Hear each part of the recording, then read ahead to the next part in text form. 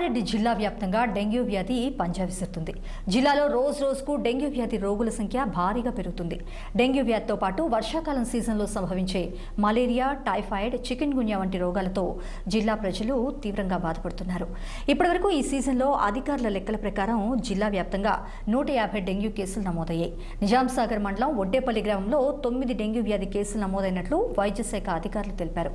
వ్యాధుల పట్ల జిల్లా ప్రజలు తీవ్ర అప్రమత్తంగా ఉండి పరిసరాలను పరిశుభ్రంగా ఉంచుకోవాలని, ఇంటి ఆవరణలోని ట్యాంకుల్లో, కుండీల్లో నీటిని ఎక్కువ కాలం నిల్వ ఉంచకుండా ఉండేట్లు జాగ్రత్తలు తీసుకోవాలని, ఎప్పటికప్పుడు పరిసరాలను పరిశుభ్రంగా ఉంచుకోవాలంటూ డిఎంహెచ్ఓ చంద్రశేఖర్ సూచించారు.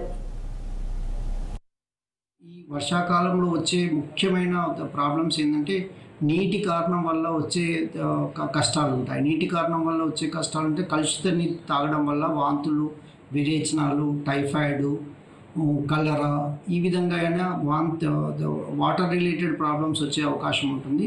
కాబట్టి కాచి వడపోసిన నీళ్ళే తాగాలని చెప్పేసి ప్రజలందరికీ కూడా విన్నవించడం జరిగింది.